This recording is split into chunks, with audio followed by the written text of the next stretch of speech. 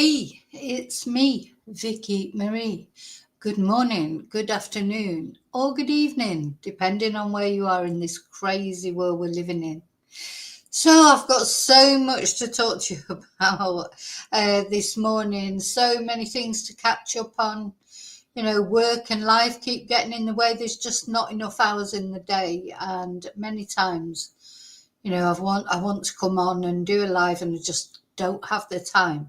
So I'm putting it all together, all the things I want to catch up on, all the new things, all together in this video, and then later I will be editing the video and splitting them off into smaller videos, because this will probably be a lengthy video. But I have classes, Spanish, for those of you who don't know, I'm a Spanish teacher in my other life.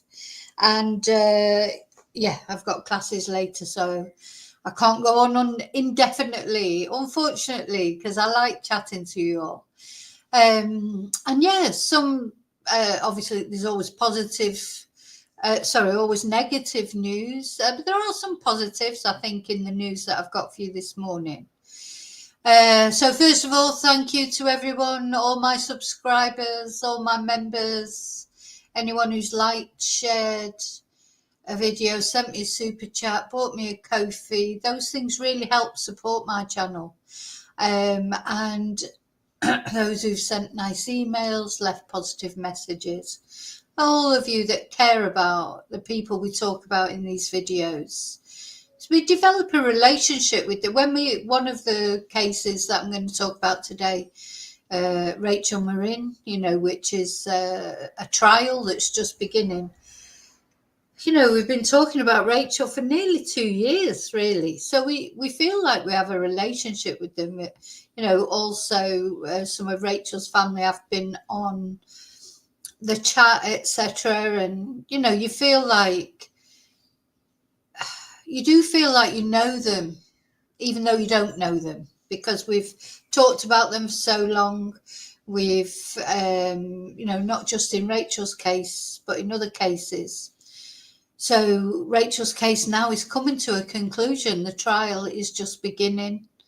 We're going to talk about that anyway. So that's not the first thing. We're going to save that more to the end. I'm going to start off with the maybe more negative things first, and then hopefully finish on a little bit of positivity to set you up for the morning or the afternoon or the evening. Okay, so let me take my banner off now. Now I'm actually going to, so the things that I'm going to talk about today, first of all, I'm going to talk about one that I didn't even get to put on the thumbnail, that I forgot to put on the thumbnail, which is this news that's coming out about Virginia, is it Guthrie, who, the person who exposed Prince Andrew, isn't it? And she, unfortunately, is really quite poorly, and in fact released a post to say that she's likely to be dead within 4 days. So that's what we're going to look at first. Let me just find it's a surname that I'm not sure of.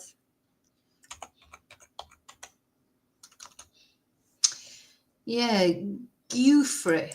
Virginia Guthrie. I don't know if I'm pronouncing that right, but that's what we're going to look at first. And as I say, I even didn't get a chance to put that on the actual thumbnail of all things. But anyway, we're going to talk about her first.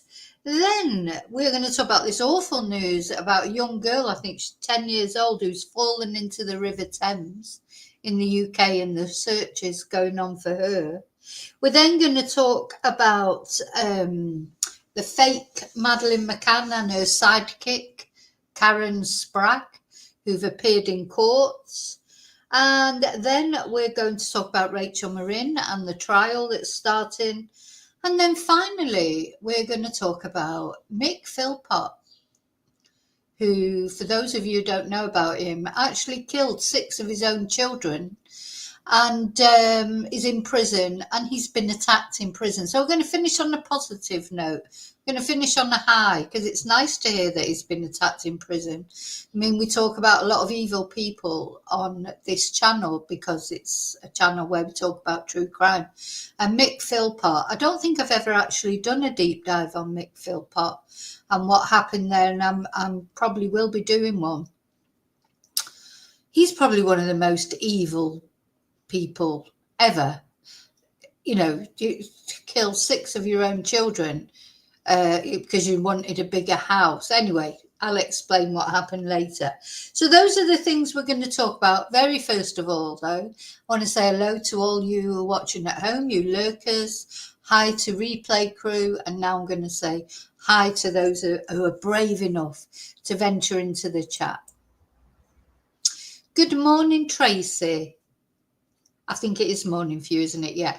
Morning, Tracy. Morning, Angel. So if you're watching at home, don't be scared to come into the chat. We don't bite. You know, you're free to give your opinion, whatever it is, about anything, as long as it's respectful and as long as it's not attacking somebody else or the families of victims, etc. Just be respectful, that's all. Don't argue. Don't be nasty to anyone, including me. And yeah, but please come into the chat. So let's start with this about Virginia. So very worrying, you know, for this lady. So this is Virginia. And of course, Virginia was the girl. She's 41 years old now, but she was just a young girl when she was photographed in that infamous photo with Prince Andrew. Here it is. See if we can see it a bit closer up. Don't know if we can. Anyway, oh, there it is. So this is the infamous photo. I have to watch a little. There's a little video here. We'll watch this, I think.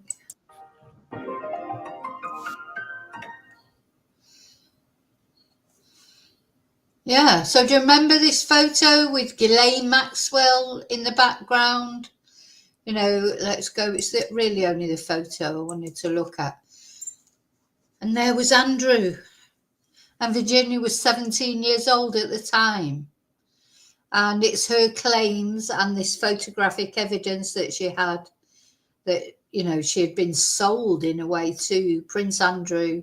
He said he was having pizza, didn't he, or something with his kids. I mean, he just lied about it, full stop. You know, instead of just admitting that he was on that photo, said the photos are Photoshop and this, that, and the other.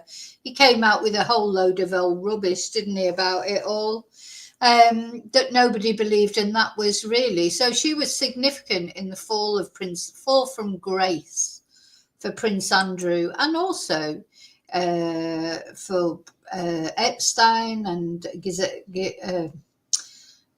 Ghislaine Maxwell, etc. So she was very important in this case. Now,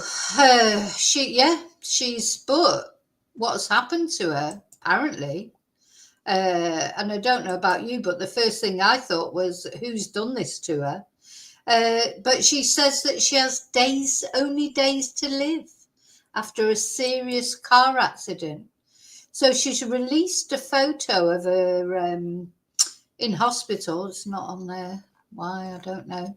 But she's released a photo of her covered in bruises. Looks like she's in a hospital bed.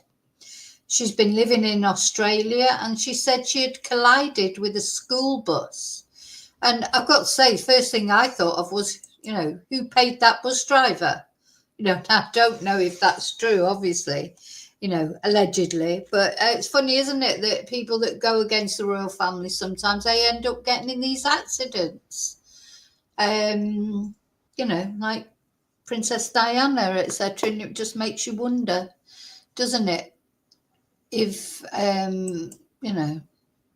Anyway, I'm sure if she felt there was anything suspicious, she would have said that. So Virginia Giuffre One of Jeffrey Epstein's most prominent accusers has said she is in hospital following a serious accident. She posted on Instagram that she had suffered a kidney failure after a car collided with a school bus, and stated that doctors had given her 4 days to live and were transferring her to a specialist hospital. And her spokesperson said Virginia has been in a serious accident and is receiving medical care in the hospital. She greatly appreciates the support and well wishes people are sending. And Miss Giuffre said this year had been the worst, alongside a photograph from a hospital bed showing visible bruising. And she said that the crash was so severe, her car might as well be a tin can. And she said, I'm ready to go. She's only 41. She can't be ready to go, surely.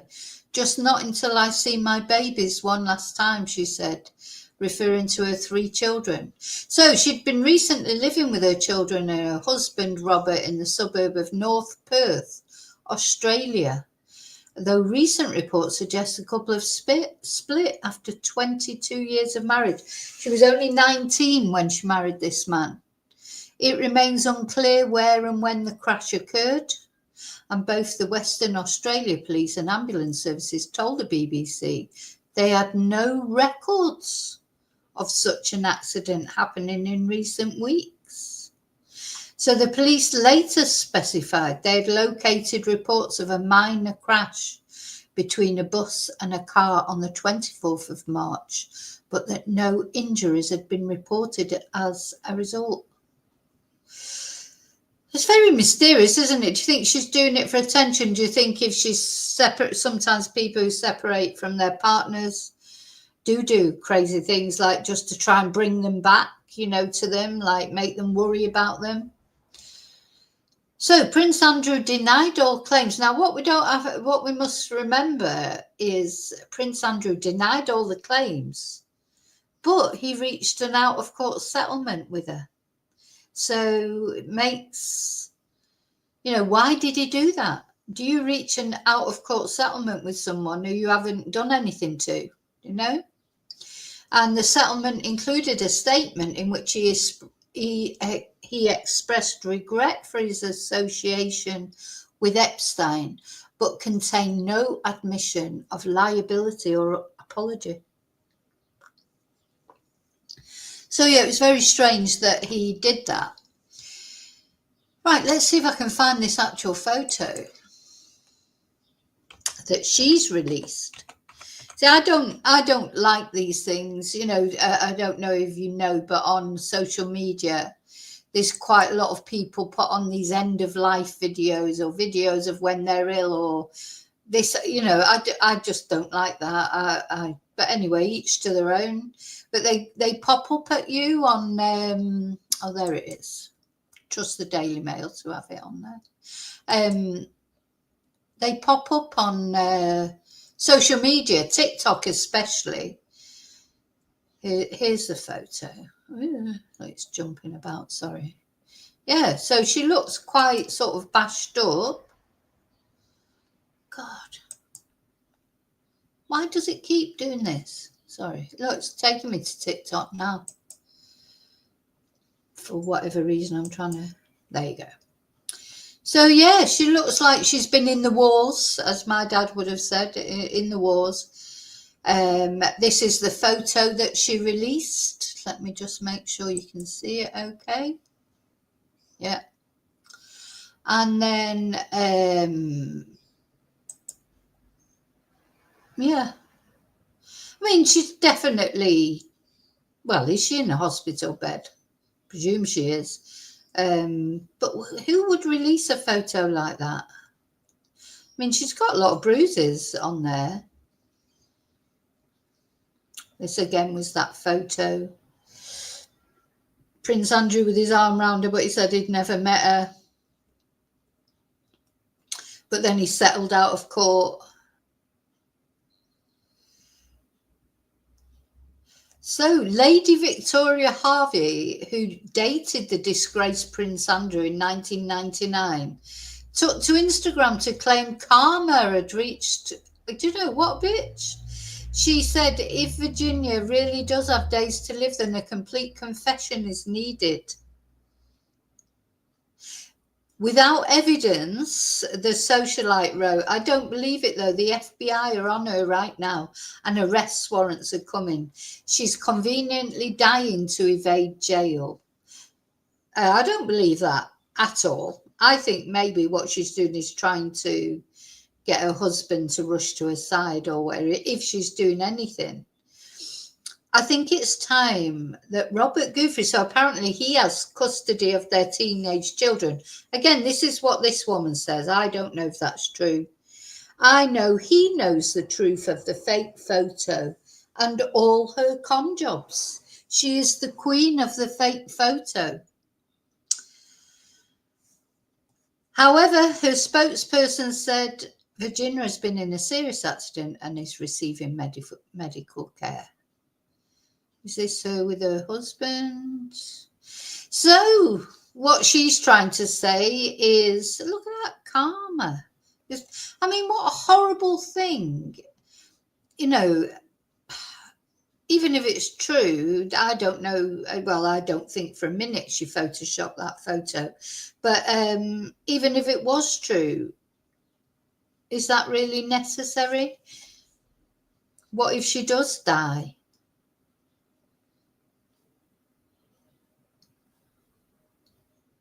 Her father has offered help from America. This is her father, Sky Roberts. Oh, look at him. Oh, he'll be loving it. I wonder how much he paid that bus driver. Oh, dear. You know, we know Prince Andrew, when he made his interview with Emily Maitland, that was what ruined Prince Andrew, really. It wasn't even what Virginia was saying.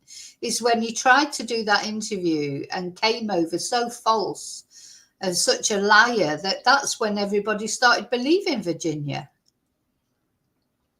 So, you know, that's his own fault.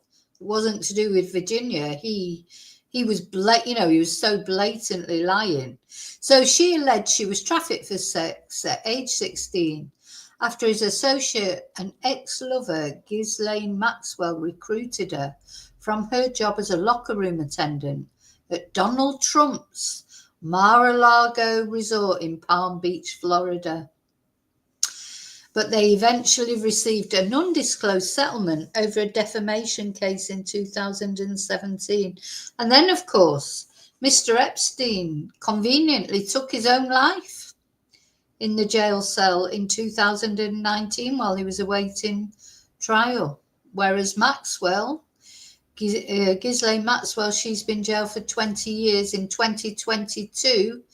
So she's got, she won't be coming out for a long time. Whereas Andrew is free, of course, but he's persona non grata in the royal household, isn't he? So, and he hasn't got mummy to protect him anymore because he's supposedly, remember this, let's have a look. She says she met you in 2001. She dined with you. She danced with you. Look at his face. You bought her drinks. You were in Tramp nightclub in London. And she went on to have sex with you in a house in Belgravia belonging to Ghislaine Maxwell.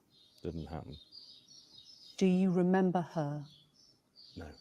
I have no recollection of ever meeting her. I'm convinced that I was never in Tramps with her. No, never in Tramps, maybe.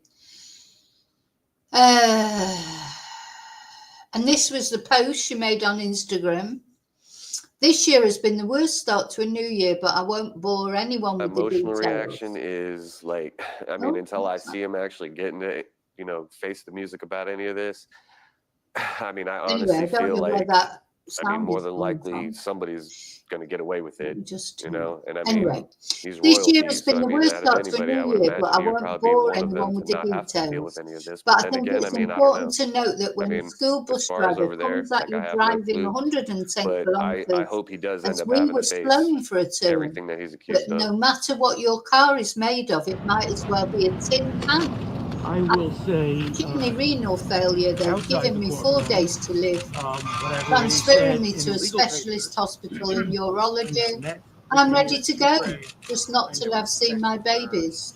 I'm willing to say that So outside then the she ended up courthouse, saying, subject thank to you most all for being the defamation, wonderful people of because the it's world and true. for being a great part of She my life. God has bless never you been all, willing Virginia. to say. So this is, I've got something on here, I don't know why. Ah, there you go. So yeah, what do we think? What do we think about that? Let me know in comments what you think about Virginia. Do you think that, you know, she is a faker, a grandstander? You know, what's this all about? Is she likely to die within 4 days, or is it just attention seeking? I wonder. Okay, so that, even though it wasn't on the thumbnail, that was something that I wanted to talk about. So now, a very serious story of an awful story that's coming out about this girl, a young girl, 10 years old, I believe, who apparently has fallen into the River Thames. Let's have a look. Let me share this. As usual, I've got all these windows open, so I have to take my little, so many things to talk about this morning.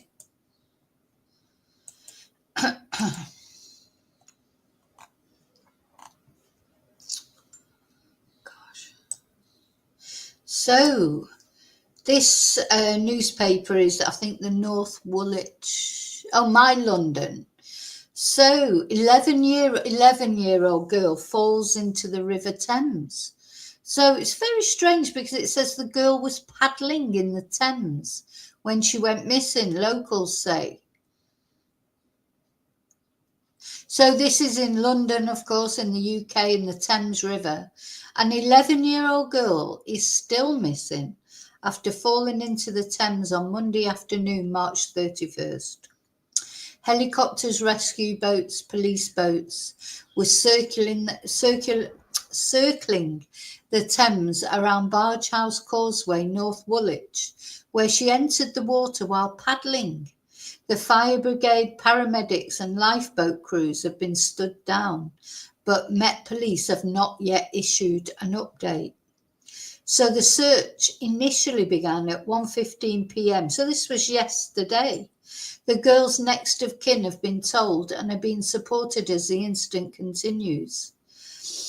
A mother said she tried, not her mother, but a mother said she carried a life ring to the Thames shoreline to try and save an 11-year-old girl who had entered the water, but she was unable to find the child. And lifelong area resident Kerry Benajoud, 62, told the PA news agency, my neighbour next door, she was outside doing her garden and there were 2 little kids running and they said, my friend's in the water.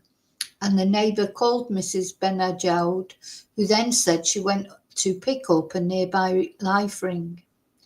The 2 women live on a residential street that leads onto Barge House Causeway, a concrete slope that goes directly into the River Thames and is used to transport boats.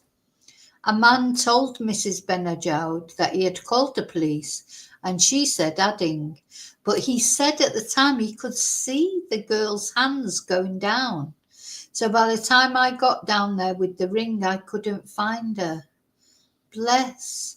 A young boy who'd been playing with a girl near the River Thames claimed he tried to hold her hand after she entered the water, but it slipped. Miss Benajoud said she took her life ring to the water's edge in a bid to rescue the girl, who had been on a day off school when the incident occurred. She said the little boy turned round and said, I tried to hold her hand, but it slipped. I said to the little boy's parents, obviously he needs to see someone because it's going to affect him later. The boy was about 8 or 9 years old, she added. Apparently she was paddling, so her socks and shoes were off her coat, and then she must have slipped and gone down. And Miss Benajoud said she found shoes a sock, a coat, and a phone near the river and handed the items to the police. So there's not been, as far as I know, so far this morning, there's been no updates. But let's hope and pray for some good news. But it's horrible, isn't it? An 11-year-old girl falling into the river. Honestly, I've got an absolute phobia of rivers now, all the things that we've talked about rivers. Anyway, that's all I know about that so far. So I'm going to go on to the next story. Let me see, or the next thing that I thought you would find interesting that I wanted to talk about. And this is the fake Madeleine Mc Cann. She keeps popping up, doesn't she? Julia Wendeltz. So she's appeared in court again, along, as I say, with her sidekick, Karen Sprague, who's 62 and should know better. So fake Madeleine Mc Cann is denied bail. So this is really what happened. She appeared in court, I think it was on Friday, with Karen Sprague, and for some reason, much as I don't believe for a minute that Julia is Madeleine Mc Cann, I do believe she should be stopped from stalking the McCann family. But I'm not. I thought it was quite sort of, dramatic to keep her in prison. Is that really right? Stalking's a terrible thing. I know that more than anybody. I was stalked years ago. It's horrible. Can't even explain how it feels. It's very scary. You feel very vulnerable, and I'm not against her being arrested for stalking. And just seems a bit dramatic keeping her in prison, but she's probably a flight risk because, of course, she doesn't live in the UK. She lives in Poland.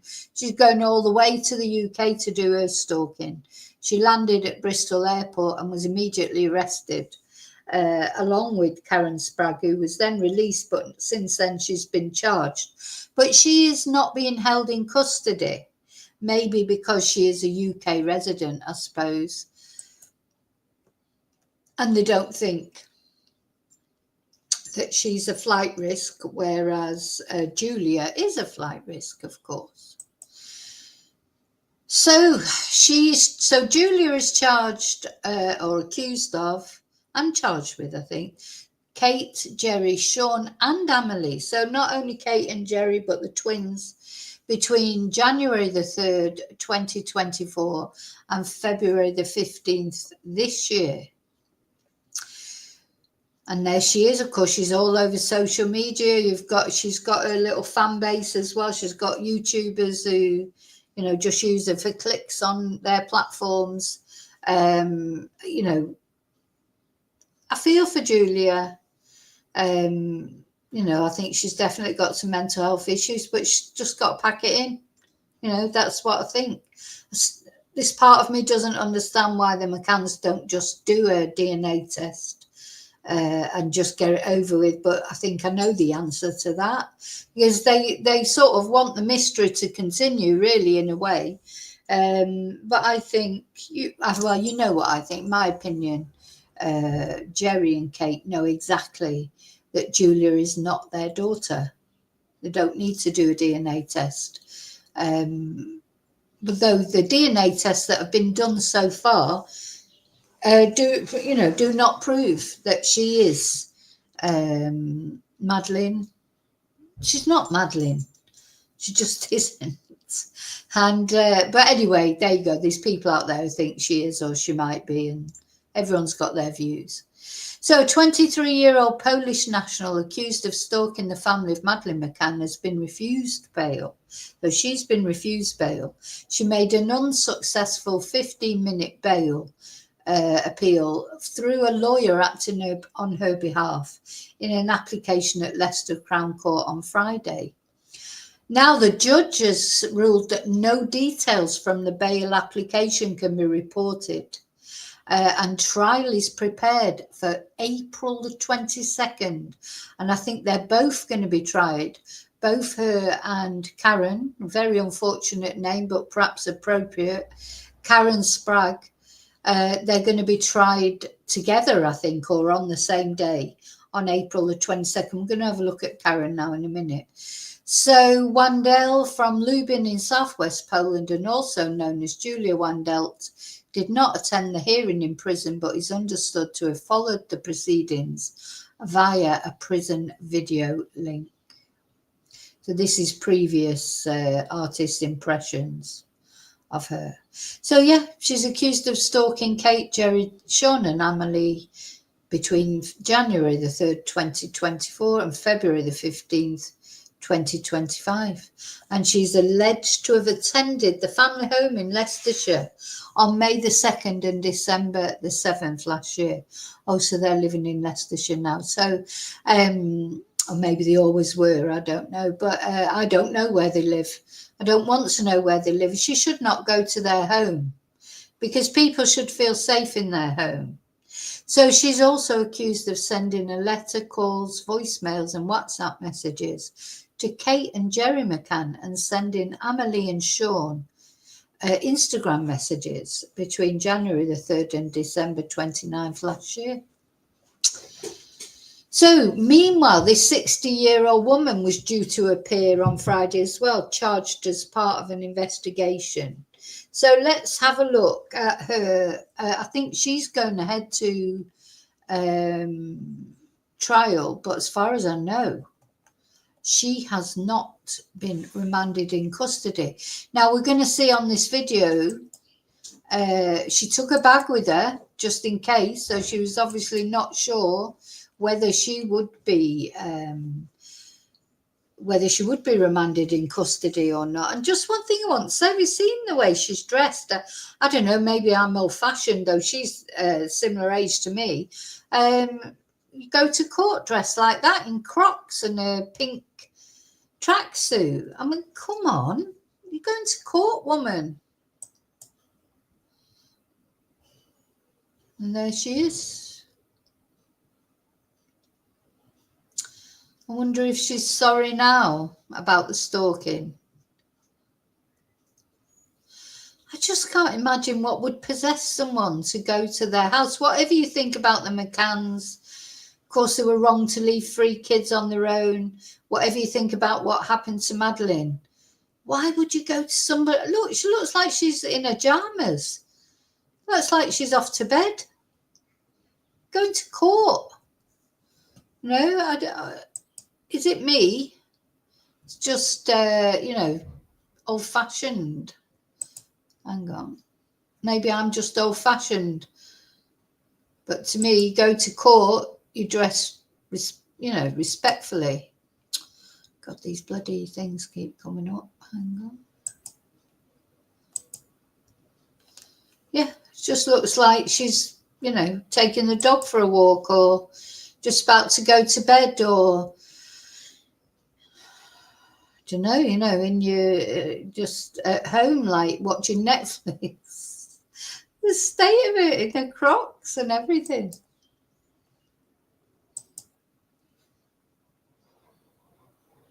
Is it me being old-fashioned, or do I, why hasn't she got some proper smart clothes on if she's going to court? Anyway, she's going to face. I don't think she was remanded in custody. Though she took a bag with her just in case, by the look of it. Got a spare pair of Crocs in there.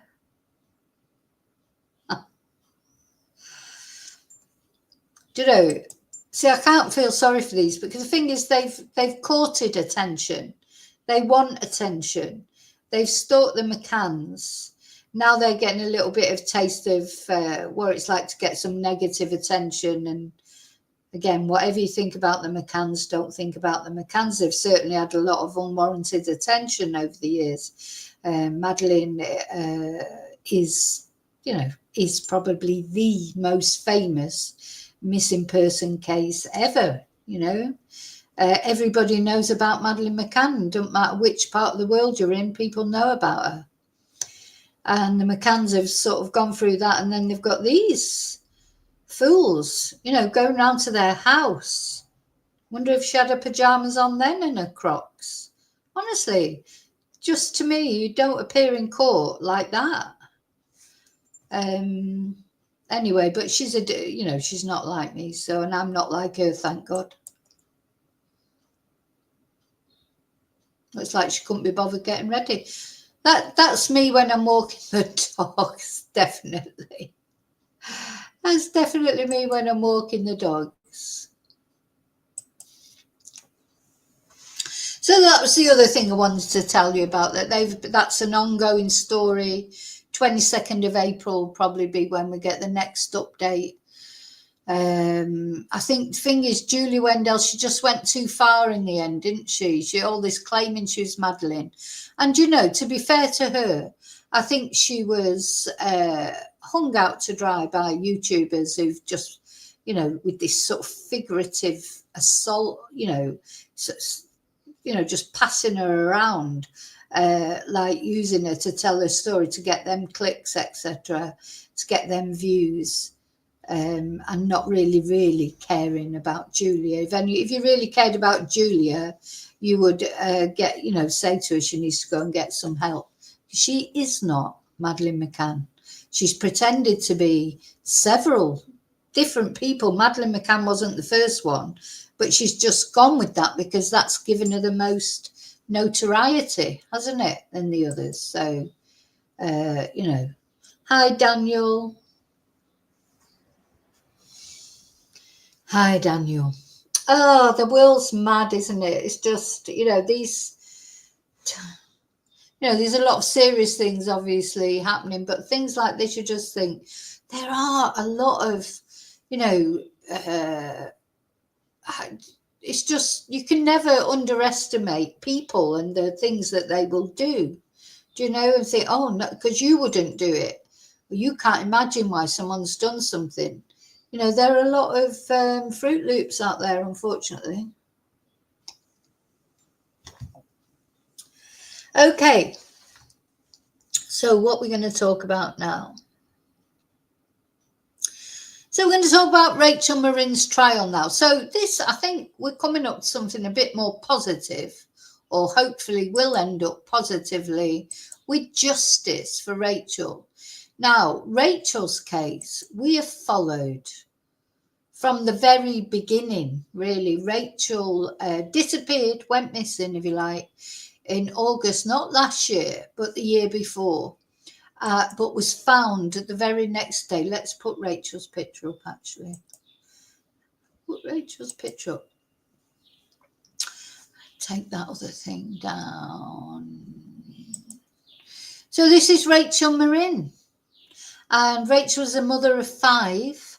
And this is a very glamorous picture of Rachel, but I'm going to put because she, like a lot of women, she liked to post photos on her social media. She was very beautiful and apparently beautiful inside and out. And she, disappeared. She went for a walk in the evening in the Morin Park Trail. This was in Maryland in the USA, and she just never went home. And so the alarm was sent out for her. And when the police went, not only the police, but a lot of people searched the trail where she'd gone missing, her body was found in a storm drain, and she'd been brutally attacked in an sex way and then murdered brutally again. I think there's going to be very distressing details come out in the trial. I think it will be a nightmare for her family, her 5 children. So she has 5 children. One of those children, Faye, has had a child herself last year, just before Christmas, sort of in the autumn. And, so Rachel never got to see that granddaughter. Well, I say, and I always say, though, I think she would have seen that granddaughter in the pre-life, because there was a time when Rachel had passed from this world and the granddaughter was, preparing for this world. I'm sure that they had some interaction there on the next plane, and Rachel will be looking over that granddaughter as she'll be looking over all her children, 5 children, and their lives were just ripped apart because they were living with Rachel, and then they had to be separated because they didn't all have the same father. So although I'm sure they're fine, and they've been looked after and they've been loved, they were used to living all together, and that was wrecked as well. And it was all wrecked by this man. Now, we followed, I call him Victor the Viper, and it caused a lot of stir in the USA because he was an illegal immigrant. And it turned out he'd also committed what was a similar crime, except he never got the chance to actually kill that person in Los Angeles.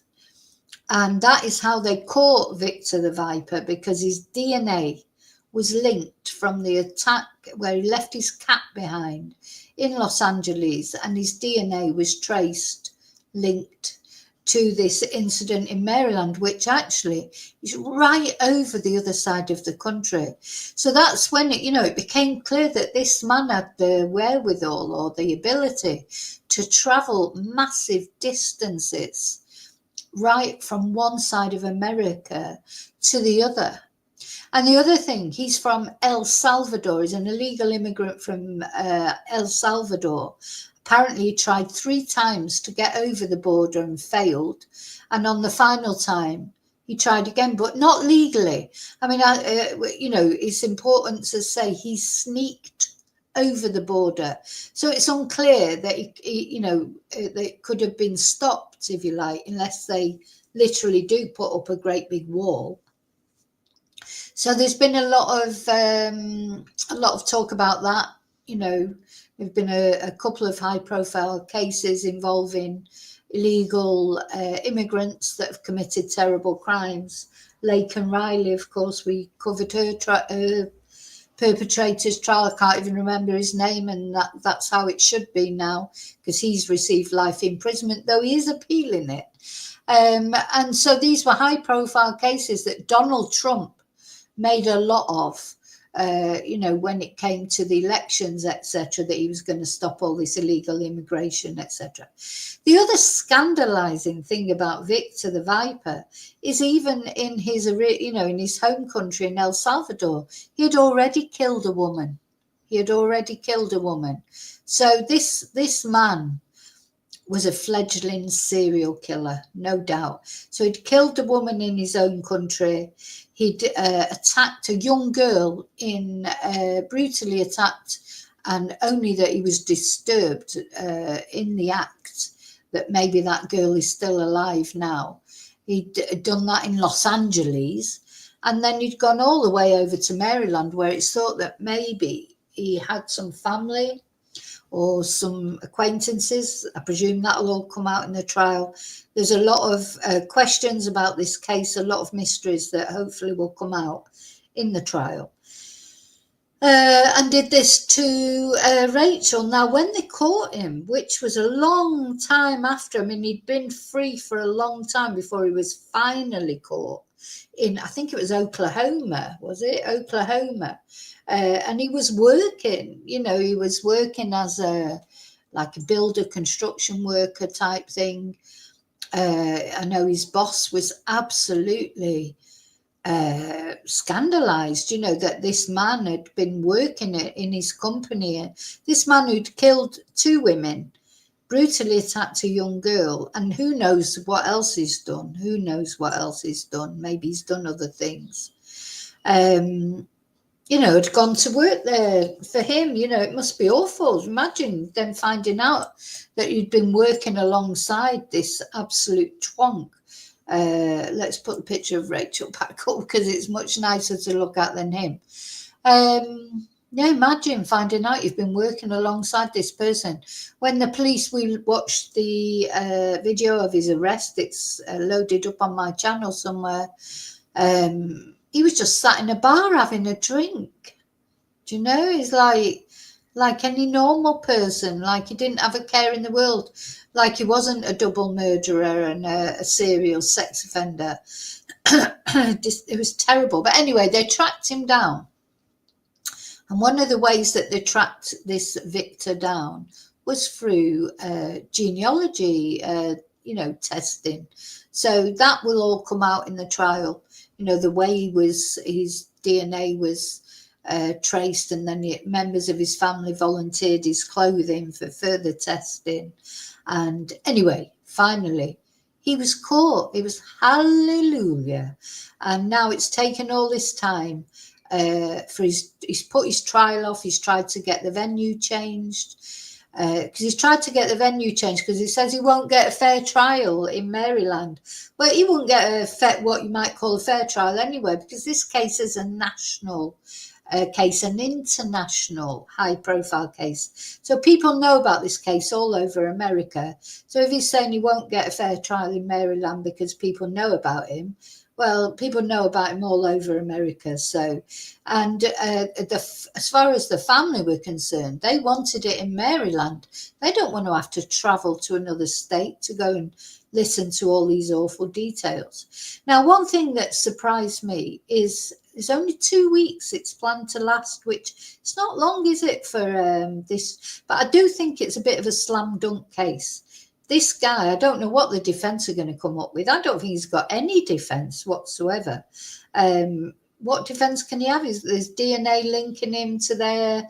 There's so much evidence against him. I don't see why he hasn't gone for a plea deal or whatever. Maybe he will do that in the end. Anyway, the trial's just began, and jury selection, I think, has finished now, or that was yesterday.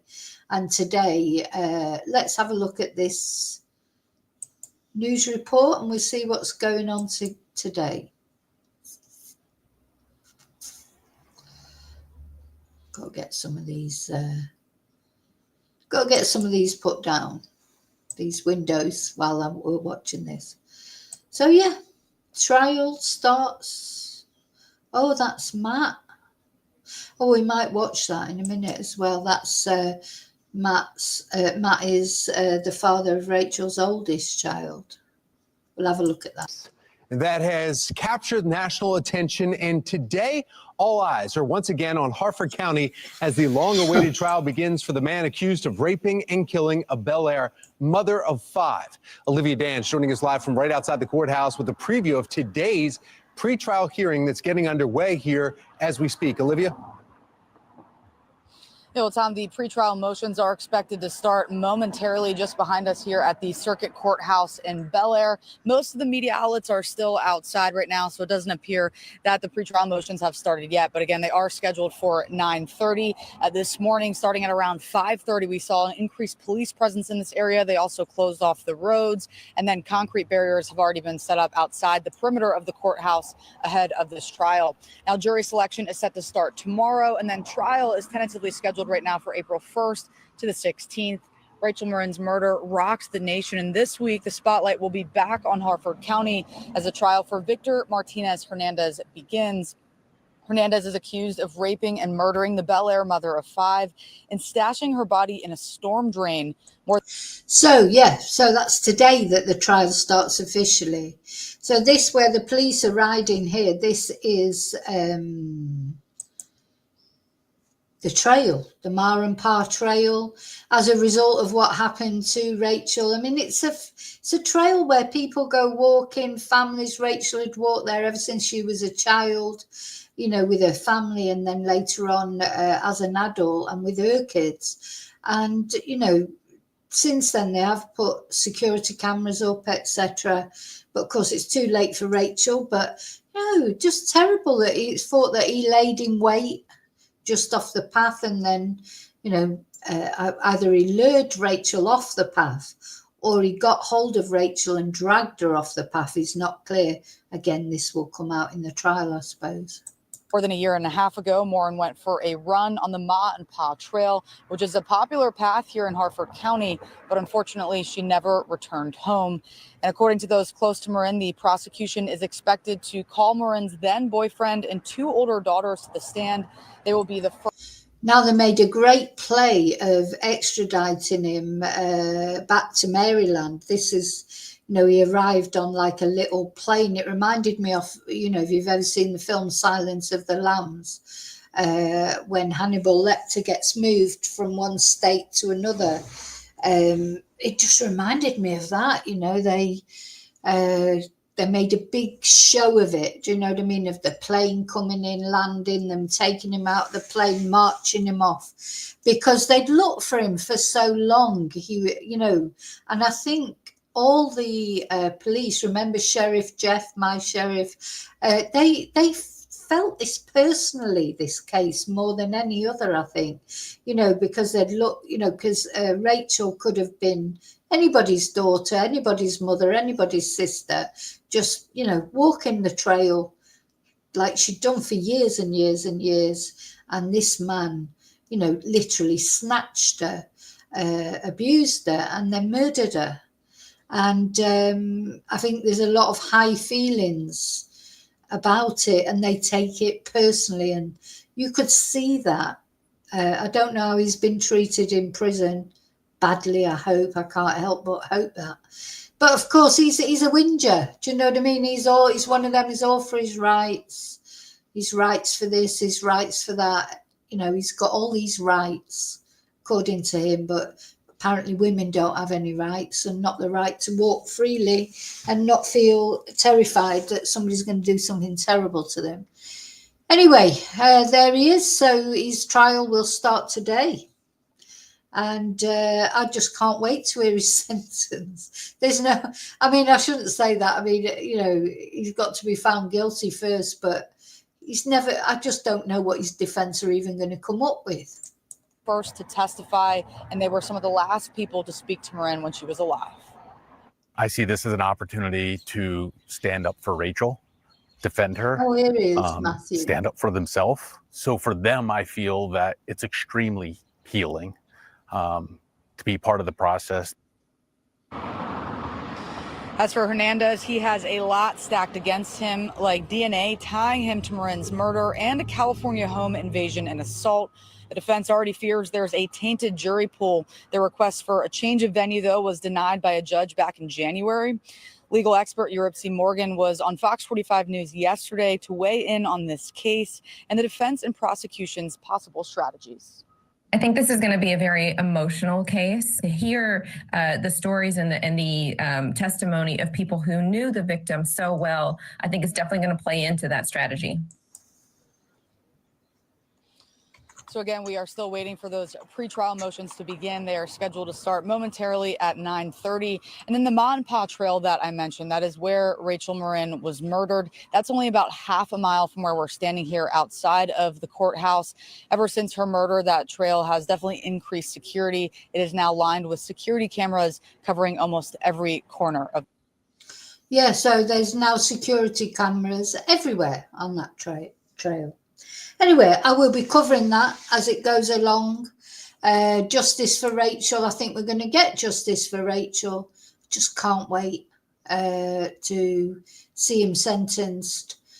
And as far as I feel for the family now, because these next 2 weeks, hearing all the details, it's obviously hard what they've gone through already, but having to sit through the details, that was something he could have done to save the family all that pain. Would have been to plead guilty, but of course no, he's not going to plead guilty. He's going to hang it out right till the end. But he's got no bargaining chips. He's got no bargaining chips. So yeah, I don't think they've got the death penalty there. I think it'd be life imprisonment. The sheriff Jeff Gaylor, he said he wanted him to get life imprisonment and he wanted him to stay in Maryland because, of course, he's still got the murder in his own country, in El Salvador, to account for, and he's still got the home invasion and RAPE of a young girl in Los Angeles, but Sheriff Gayler wants him to stay in Maryland because he wants to know where he is and, you know he's there and he's not going to be released. Nothing's going to happen. So I hope he does stay there. You know, and it's a small comfort, isn't it, to the family to know he's there, he's locked up, he can't ever hurt anyone again. It's a cold comfort, one of those cold comforts, just like getting your loved one's body back rather than never knowing what happens to them or where they are. It's a cold comfort, but it's some comfort. And this family, they need all the comfort they can get after what they've been through. You know, the kids are suffering. Of course they're suffering, losing their mum like that. Just awful. But anyway, so I will keep you updated on that, and hopefully within the couple of weeks. I do think that's quite a short trial, isn't it? We've seen some trials that makes me think in a positive way, if you like, that because the defence hasn't got a defence. You know, trials get protracted when there's a bit of sort of, the defence can present things and try and make it look like their client didn't do it. But I just don't know what this defence is going to come up with. But I will keep you posted. Okay, so that's Rachel. God bless Rachel. And what we're going to look at now is we're going to look at some positive news, because this is a case that I followed right from the very beginning. This case sort of, look at this one.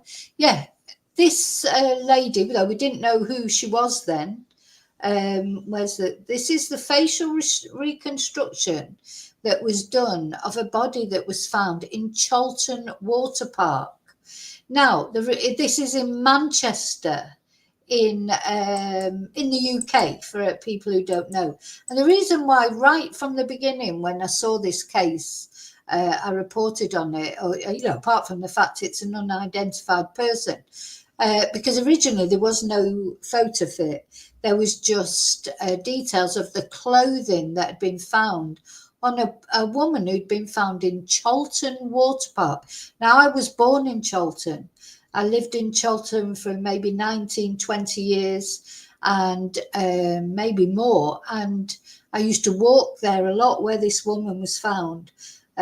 So immediately, it's like the thought of a body being found there in this water park and unidentified. Wonder if I can get up the clothes that they were showing.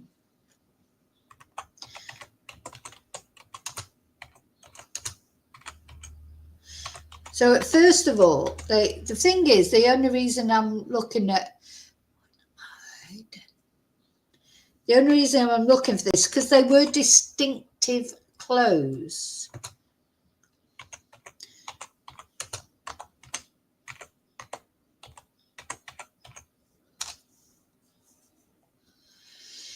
Yeah, let's see if I can find the photo of them. Yeah. Now, do you remember this? Remember when I showed this particularly, you would remember this lime green sort of boob tube or bodice type thing. Apparently it was a Primani top, and that was very distinctive, because I remember thinking at the time, gosh, surely, if your sister or your friend or your girlfriend or anyone came out with you in that, you would remember it, wouldn't you? I mean, it's distinctive. It's not only a little bit distinctive, because obviously maybe it's not distinctive because of the type of clothing it is. People wear things like that in the summer, but the colour. Of course you would remember if your family member had worn that, wouldn't you? That's how it struck me straight away. I couldn't believe she hadn't been identified, because it just seemed. So then it made you wonder, was it, an SEX worker or somebody who was sort of fallen off the grid or whatever? Because how could somebody not remember their loved one wearing that? So I remember thinking that. And then they released the sort of ID photo, what do you call it, identikit or whatever it is photo. Let's have a look at that again, closer up. So then eventually they made like this reconstruction of what this woman, this poor unfortunate soul, looked like. And that's how she's been identified. But do you know what is really, really worrying to me? She had been reported missing. She had been reported missing. So why was her identity not found sooner? Why was her DNA not tested against missing, women that had been reported missing of a similar age, etc.? I don't understand that. Anyway, I'm sure it'll all come out in the wash. So it turns out it's this lady, bless her, Laura Stanley. Now, although I don't think she looks really, really like that, you can see in the cheekbones, like she seemed to have those dimples. Anyway, a family member recognised from that reconstruction Laura Stanley. God rest Laura. Discovered in the River Mersey near Chorlton Water Park on the 21st of March last year. So it's taken a year to identify this woman. Now, I would understand that if she hadn't been reported missing, but apparently she was reported missing. So I don't understand why she's not been identified before. Anyway, a woman whose body was found in a river was identified after a relative recognised the reconstruction of her face. Laura Stanley, 38, bless her, was found in the River Mersey near Chorlton Water Park on the 21st of March 2024. Greater Manchester Police brought in facial reconstruction experts from Liverpool, John Moores University, to produce an image of how Miss Stanley, originally from Derbyshire but living in Stockport. I know Stockport so well. I've got so many family living in Stockport. And that's actually when number one son went back briefly to live in the UK, or say went back. He was born in the UK, to be fair, but that's where he lived, in Stockport. I've stayed there a few times with him. And in a tribute, her family described her as kind and gentle mother with a great sense of fun and adventure. So she's left children behind as well. So the university's face lab created the reconstruction, which helped one of Miss Stanley's relatives recognise her. And then a DNA match to a family member was made. Paying tribute to her, Miss Stanley's family said she was generous, thoughtful, caring, and always keen to volunteer within the community. Look, what happened? What happened to Laura? I mean, is this going to be a case of someone unaliving themselves, or is this going to be a case of foul play? Laura was a proud and loving mum, and she will be greatly missed by her girls and all of her friends and family who loved her dearly. What happened to Laura? Anyway, Greater Manchester Police said it was continuing to investigate her last movements, the events that led to her death, and the discovery of her body in the river. The force believes she was last seen in January 2024. So it's a year. But she was reported missing. I tell you, the police they've missed it. They've found a body in the water. They've got a woman who's been reported missing, and they haven't linked it up. So Detective Inspector Louise Edwards said, "We will now continue to investigate Laura's last movements and how she ultimately came to be discovered in the River Mersey just over a year ago. There are answers her family deserve, and we will be keeping them updated as we carry out this work." And Greater Manchester Police added that the Professional Standards Directorate are reviewing a previous missing persons report relating to Miss Stanley and whether the force followed it up properly. No, you didn't. They didn't follow it up properly. There was a body there of a woman found near Stockport. You know, Chorlton is not far from Stockport, and you've got a missing person from Stockport, and it wasn't linked. Yeah, it makes me angry. That makes it, you know, people, the worth of people is just not respected in society, is it? You know, it's got a body of a young woman. You've got a missing persons report of a woman, similar age, similar area, and they're not linked. So it took the facial reconstruction before they were linked. It shouldn't have had to come to that. You know, find a body, you looked at all the people that have been reported missing, anyone matches that description, similar age, just being a woman, test them, DNA test them. Why was that not done? No, I don't understand why that wasn't done. This woman should have been identified so much sooner. I mean, I know it doesn't make any difference to the ultimate, you know, the ultimate fact is she's not with us anymore, but her family have worried about her for longer than maybe they should have had to worry about her. She was there all the time. She was found last year, deceased, and her family, it was not matched up. How irritating, you know, terrible. And it was only after the finally, I mean, at least they did that, did the facial reconstruction, and a family member recognised her. But now it turns out that there was a missing persons report out for her. So I was starting to think about this lady that, you know, maybe she was trafficked, you know, maybe she was Eastern European, and she had no family in the UK. Why had nobody reported her missing? This is what I was thinking. But she was reported missing. God. Anyway, fly free, Laura. Hope you're at peace. I hope they find out what happened to you, especially if it was foul play.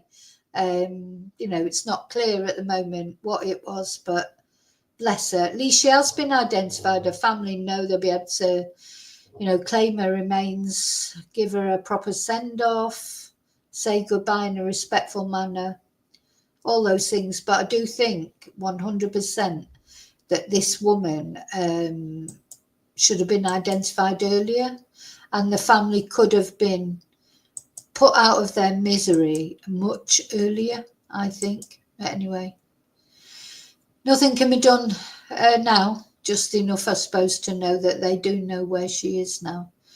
And they, as I say, they can take her home, put her to rest. Okay, so one more story to tell you about. Hi, Jean. We're going to be talking about so that was I know that it's depressing, obviously, when anyone is deceased, but it's a positive note that she has now been identified and given a name. Now we're going to look at another, what I think is a positive story. I do feel that you will probably agree with me, which is that Mick Phillpott, do we remember him? Murdered 6 of his children. But having said that, although it's a positive story, because what's happened is he's been attacked in prison. He's in prison. A lot of you, I think most of you maybe, but this was a big case, wasn't it, in the UK? This shameless Mick, 6 children, died in a house fire where it turned out that actually he had set it deliberately. Maybe not deliberate. I mean, I think it is fair to say probably did not intend to kill the children. His intent was to set the fire, save the children, become a hero, get a bigger council house. You know, Mick Phillpott is a grifter of the worst order, a man who never worked really, never wanted to work, just kept on having children, getting more benefits, bigger house, council house, and was running out of room yet again in his council house. What never fails to amaze me, though, about this case is the women that he could attract. Women loved him. Now, something as well that's important to remember about Mick, even before this happened, he had attacked an ex-girlfriend severely, nearly murdered her. He should have been in prison years. You know, this is a man who wasn't even fit to walk among society. But for some unknown reason, women, especially his wife, married, just adored him, thought he was brilliant, thought he was great. He was on the Jeremy Kyle. He was a bit of a minor celebrity. He was on the Jeremy Kyle show. He was in a documentary with Anne Widdecombe talking about his lifestyle, and she tried to get him out working. And of course, he only wanted to work when the cameras were on him. As soon as the cameras were off him, he never went into work again. You know, this man. And although I think, you know, he says he didn't intend to kill his children. But afterwards, he was loving all the attention as well. You know, he was just loving it. He's just a psychopath. He had no empathy for these 6 children who lost their life that night. Absolutely dreadful man. And his accomplices, of course, were his wife, May Reid. Now, do you know that May Reid Phillpott, she's out now. She's been released already. She was complicit in this. And the other guy, Paul Mosley, this guy here, his best mate, he's out as well. You know, they were complicit in all of it, and they've been released. Bye, Tracy. Have a nice day. Let me just take Rachel's picture off. So just unbelievable, isn't it? That this man, crocodile tears. You watch any documentary about, you know, so-called crocodile tears, you know, murderers crying when really they knew what had happened. He's on all of them because he was dabbing away at his hands, like you can see on the pictures. No tears. Just, this tissue. And her though. Look at her. To me, she is a total psychopath. May Reid, who is now out and walking amongst us, she is a complete psychopath as well. She just did whatever he told her. But I don't feel of her as a victim. She's not a victim. She wasn't scared of him. She loved him. She adored him. She would do anything he said, even though it put her own children in danger. That to me, she's just horrible, awful woman. All of them are awful. I can't believe that those 2 are out. 6 children died. Those 2 are out. Mick Phillpott himself, he'll be out soon. Well, he'll be up for parole soon in a couple of years. He got the shortest sentence. Let's see, was it 16 years or 17 years? It was nothing for 6 children. You know, let's let that sink in for a minute. He murdered 6 of his own children. And he received, I think it's 17 years minimum or something like that. Said, he's jail for life. Jail for life. It's not fucking life. Sorry, excuse my French. Life is not 16 years. 15 years. A minimum term of 15 years imprisonment. Bear in mind, this is a violent man who's also committed another atrocity earlier in his life against a woman who tried to finish with him. He tried to kill her. He thought he'd killed her. Just lucky for him, she didn't die. So he's been described by a psychologist as a psychopath and exhibitionist with antisocial personality disorder. He's got a history of domestic violence. Yeah. So he attempted to murder his girlfriend of 2 years, Kim Hill, her name was, or is, and she was only 15 when their relationship started. He shot her in the groin. He'd cracked her kneecap with a hammer. He shot her in the groin with a crossbow. He's one of them crossbow creeps. So he stabbed her over a dozen times while she was lying in bed. This is his ex-girlfriend from years ago, because she was trying to leave him. And he also stabbed her mother when she tried to help her. So his girlfriend suffered collapsed lungs and a punctured bladder, kidney and liver. He was sentenced to 7 years in prison and he was released after 3 years and 2 months. God, do you know what? I mean, this is, human life has no value, does it? Or little value in Britain. Honestly, it really feels like that. You would rob a bank, you would get more than 3.5 years. He got 3.5 years for doing all that to his ex-girlfriend, and for murdering 5 of his children, 6 of his children. He's got 15 years minimum. 15 years. Good God, that's not even 3 years per child. Just makes you so angry, doesn't it? And then, so in the meantime, May Read, she's free. She's got a new identity. Yeah, here she is. She's got a completely new identity. She'll be protected, but she's walking free. These are the 6 children who died. Dwayne, John, Jack, Jesse, Jade and Jaden, bless them. Now I've got some pictures of her.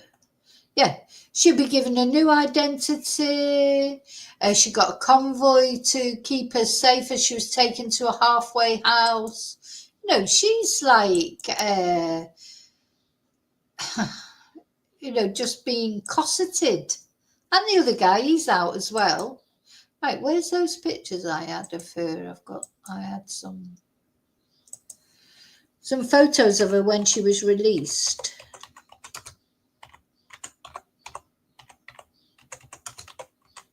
Just disgusting, honestly. She's living her life. Just awful. But anyway, there was some photos of her.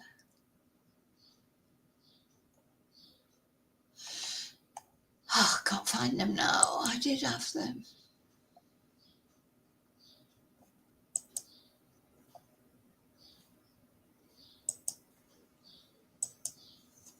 I think they were in the Daily Mail.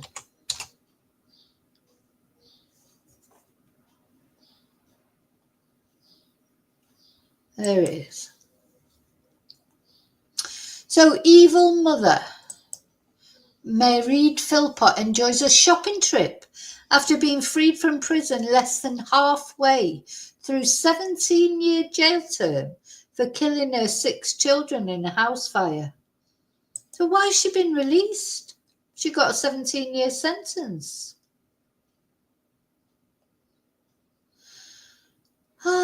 So a woman convicted of the manslaughter of her 6 children in a horrific house fire has been spotted enjoying a shopping trip. She needed help stuffing a grey Peugeot full of items, including wrapping paper, as she left a bail hostel in the south of England. The 39-year-old was sporting a new darker hair colour following her release from prison in November after half of her prison sentence. So that was in 2021.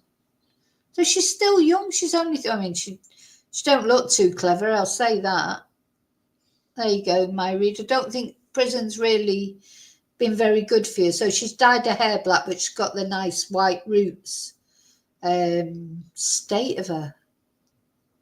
She's probably still in contact with Mick. She was absolutely besotted by Mick. She is the exact epitome of a covert narcissist. So she's like a passive-aggressive, just hanging on Mick's every word. Everything Mick asked her to do, she did, even at the expense of her own children. Horrible, horrible woman. I hope, honestly God, I hope you're having a miserable life, my read. I really do. So, yeah, I mean, what have you got on? Oh, you're still wearing your wedding ring. Is that a wedding ring? It's not on the wedding finger, having said that, so maybe not. State of it. Yeah. So, you know, don't know who this poor woman is, but I'll tell you what, if that would be me, I wouldn't be very happy about my photo. A photo like that being put all over the newspapers. State of it.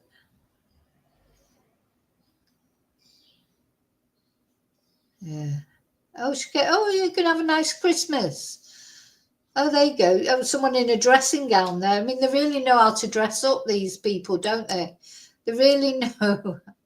They really know how to, you know, how to look good. Oh, mind you, I hope nobody ever gets a photo of me when I'm putting my rubbish out. You don't look at the state. So we've got my read looks like Morticia. Got a woman in a white bathrobe. And then we've got the other woman who I do feel a little bit sorry for her because, you know, most unflattering photos. Have you ever seen more unflattering photo? You know, oh God. But you see, that's what happens when you hang around with child killers. Because when you hang around with people who murdered their children, and not only that, because as I said, maybe I shouldn't use the word murder, it was classed as manslaughter. But, you know, it wasn't that she was upset afterwards. You know, they just covered up for it for ages. And then she was shagging him and his friend, you know, just having a great time while her children were lying on the mortuary slab. Everybody else cared about the children more than they did. So I can't feel sorry for this woman having these, you know, sorry, you know, get on a Slimming World diet or something, because if you're going to hang around with my read, you are going to get your photo taken at unflattering moments. So if I were you, I'd try and look good every time you step out of the house. Try anyway. Sorry, you know what? I don't mean to be nasty. I don't like being nasty, but this woman, I'm so angry with her, and really anyone that associates with her. You know, what sort of a woman is she, and what sort of a person are you that you think it's okay to associate with someone like this? Have you even seen the story? Have you seen her interviews afterwards where she was pretending to cry? She did not give a shit about her own children. She was telling lies left, right, and centre. So she's not someone who came clean. It was a terrible mistake. You know, we were trying to get a bigger house. No, all she cared about was Mick and her sex life. Oh dear, these poor children. These poor children. They all look like him, don't they? It's a shame. And the school teacher said they were all lovely children. They were polite, you know, despite being dragged up by this horrible person. They were lovely kids. Look, yeah, so everybody else cared about these kids except the parents. God.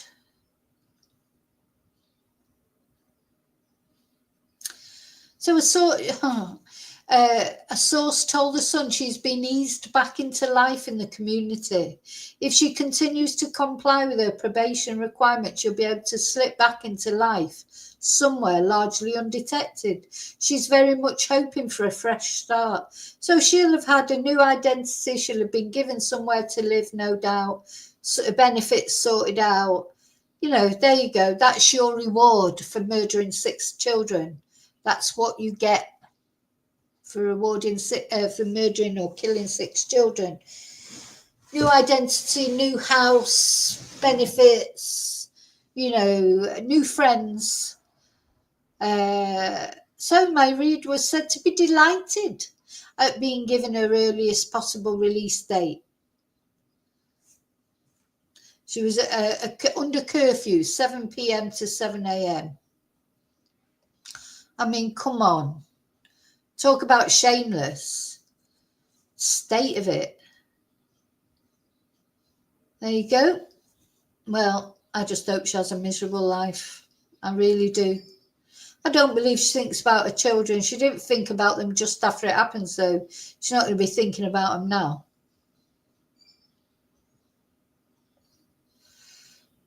Horrible. Horrible woman. Anyway, I'm going to be going into this case more deeply. Oh, but I haven't even told you yet what happened to Mick. So the good news is, with a bit of luck, maybe, you know, anyway, Mick's, I'm not going to say that, I shouldn't say it. So Mick is a lot older than her. Like, she was only, what, about 40, 39. Mick is older. I think he's coming up 70 now, Mick, so he won't have done well in prison. But he's said to have been left battered and bruised after being attacked by fellow lags behind bars. He was allegedly targeted by another inmate who was armed with a metal container. A source told The Sun Phillpott was in a bad way after the attack, battered and bruised with 2 large noticeable lumps on the back of his head. Oh, diddums. Diddums. The other lad pounced on him and whacked him quite a few times from behind. One bloke on his own, someone quite a bit younger than Phillpott, and it happened really quickly on the landing. There was a huge commotion as guards rushed to calm the situation, but they told the publication that Phillpott, who was convicted of 6 counts of manslaughter, could have come off a lot worse in the attack. He was serving his sentence in the same jail that has held some of the 68, some of Britain's most notorious criminals, including serial killer Dr. Harold Shipman and double child murderer Ian Huntley. And the Mirror reports that the arson attack committed by Phillpott in Allington, Derby, killed Dwayne 13, Jade 10, John 9, Jack 7, Jesse 6, and Jaden 5.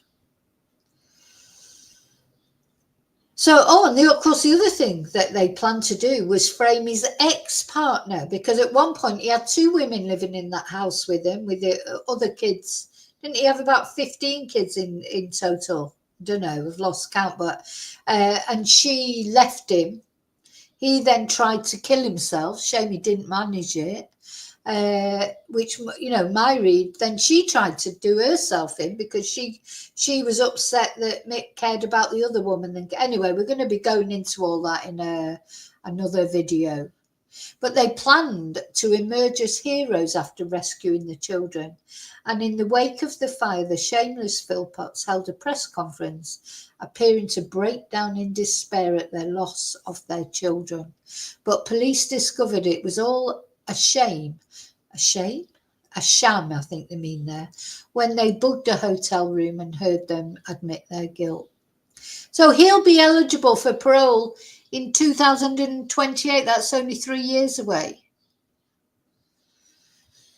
So there you go. But at least, yeah, good. I hope they give him a rotten time in prison. I really, really hope they give him an absolutely rotten time. And I hope that my Reed is having a rotten life. I honestly do. Hi, Lisa J. I just, you know, you just cannot help, you know, the best will in the world. And there is, to me, this is one of those cases, there are no extenuating circumstances. You know, things happen. Maybe they didn't plan to kill the children. But just the way that they covered up, you know, it's not even so, you know, what happened? Do they say, oh, it was a mistake, it was a mistake? Yeah, well, then admit your mistake. And there they went, not only accusing someone else of doing it. Let's see if we'll just watch their press conference to finish, I think, just so we remember.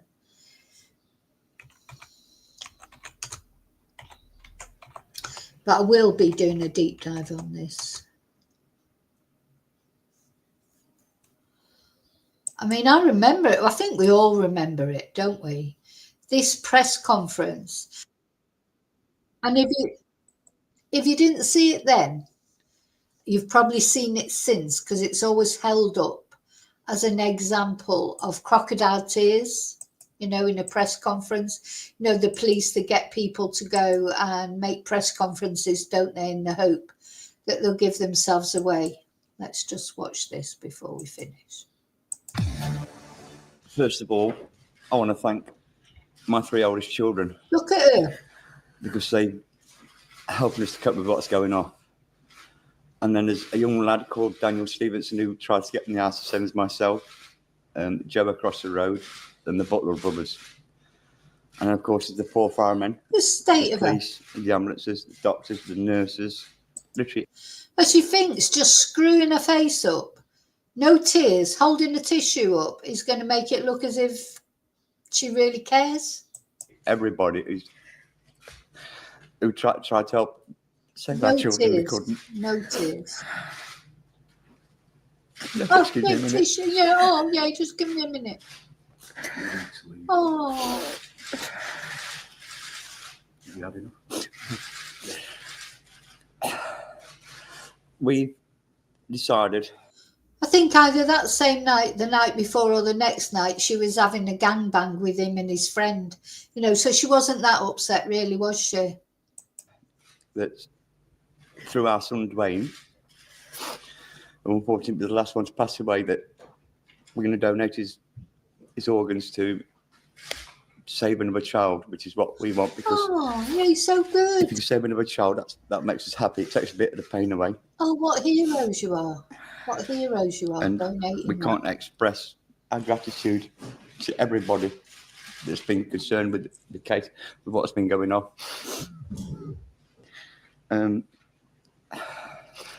I've actually been down to our home, and what we saw, we just cannot believe it.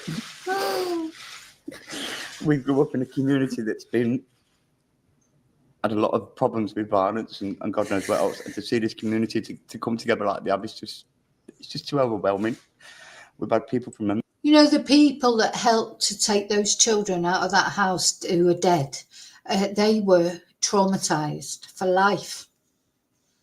And look at her just pretending to cry. And as I say, yeah, she was enjoying herself, having some sort of threesome with him and his mate around this time. She doesn't care. He doesn't care. They're probably just thinking, oh, we'll definitely get a new house now. America, France, even the traveling community, it's just, we've been to see them, it's just overwhelming, isn't it? But I say I can't express enough. And when they booked their phone calls, he was saying to her, did you cry? Did you cry? Did you cry? You know, he told her everything to do. Terrible. The police, the fire brigade and the ambulance services, because what we feel, them poor gentlemen from the fire brigade saw what we've seen. You know, my heart goes out to them, because it's not just us that's suffering, it's them as well. It's everybody. Oh. But there's one thing I would request is please leave my family alone. If you've got any questions or anything at all, please don't come through me or my family. Please go to the police, because what's happening at the moment, you're disrupting what these officers are trying to do. So please, I beg you, where's the leave us alone and let us try and do it in peace and quiet. That's all I ask. Peace and quiet. Peace and quiet. Yeah, please leave us in peace and quiet. That's all I ask. So that we can have a gangbang with my mate. Do whatever we want. Oh, God.